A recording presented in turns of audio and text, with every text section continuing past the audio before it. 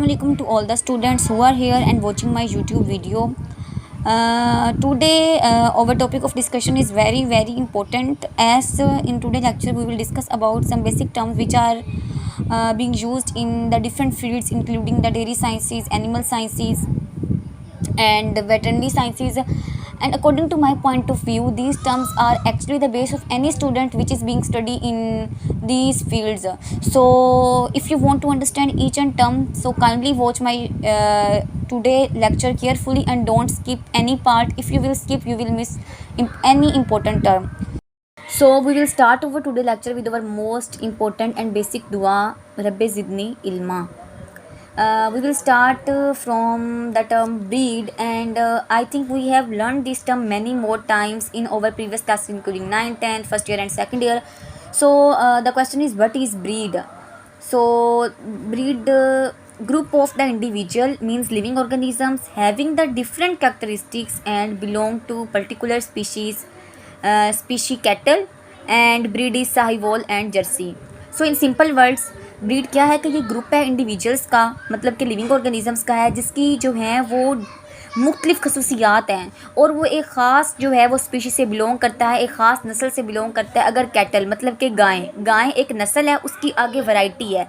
जैसे अगर हम बाज़ार में कोई कपड़ा लेने के लिए गए तो उसकी डिफरेंट वैरायटी आगे देखते हैं, ठीक है.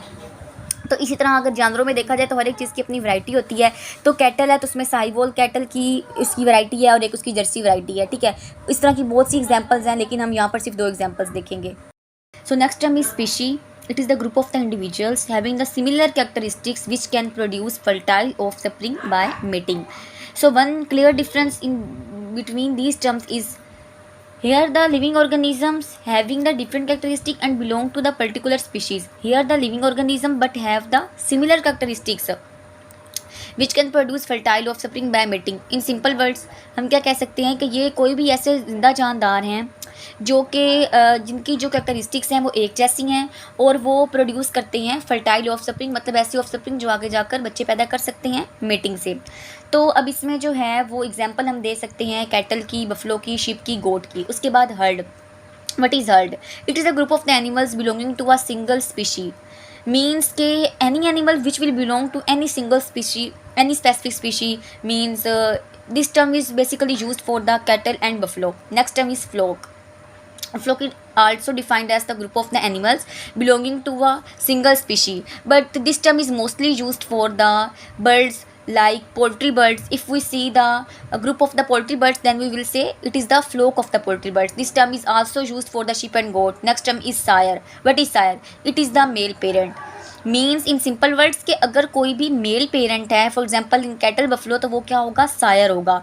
और डैम एनी फीमेल पेरेंट, अगर कोई भी फीमेल पेरेंट है तो वो डैम होगी. What is bovine?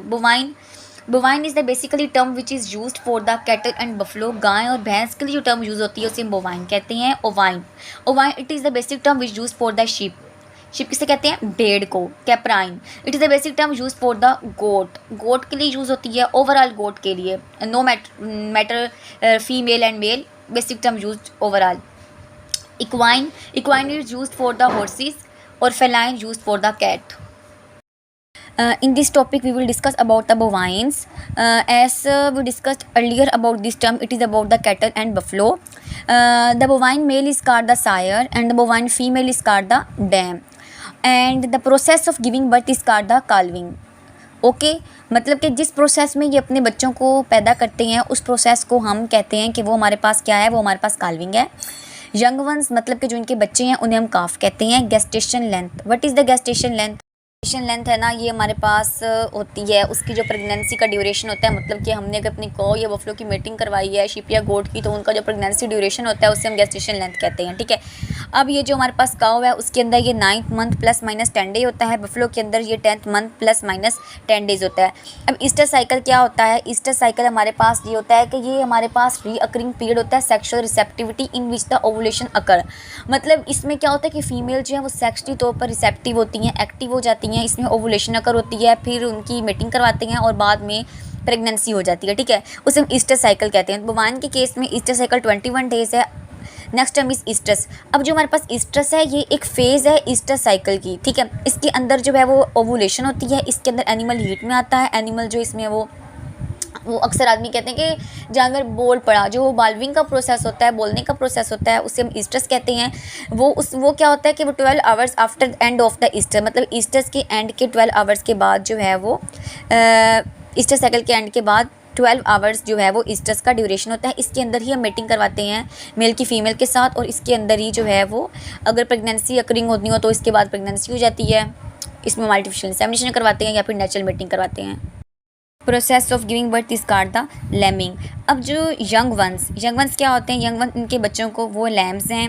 Gestation length as we discussed earlier in bovines, what is gestation length, so I don't think so again any discussion is necessary related to this. So it is about 5 months plus minus 10 days in case of ovine, and estrus cycle 17 days. Estrus is about 24 to 48 hours after the end of the estrus. Next is caprine. Caprine is basically term used for the goat. Male goat is called the buck, female goat is called the doe, young ones called the kid. Gestation length is almost about 5 months plus minus 5 days.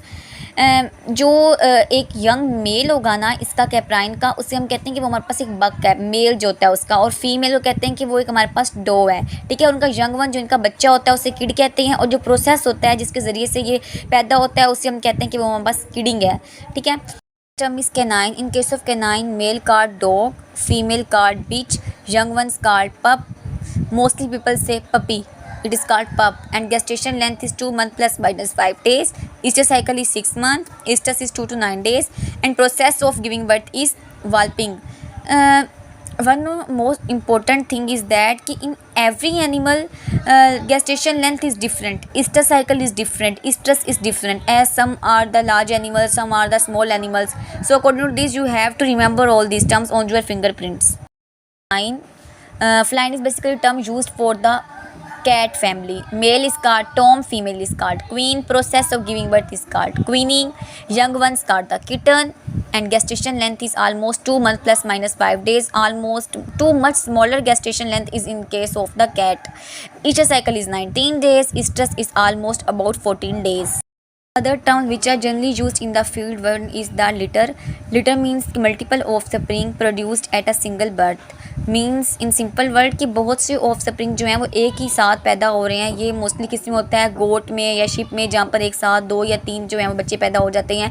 उस next term is full सीप। Full सीप में क्या है कि those animals which have both parent in common, means के उनका mail भी कॉमन है और फीमेल भी कॉमन है। एक जनरेशन में कॉमन थे, नेक्स्ट टर्म में फिर जो है वो उनका जो है वो उन दोनों की दोबारा पहली मीटिंग से जो बच्चे आए फिर दोबारा उनकी मीटिंग करवाई तो वो बच्चे तो वो आपस में क्या है वो बहन भाई हैं, तो वो होते हैं हमारे पास फुल सीप।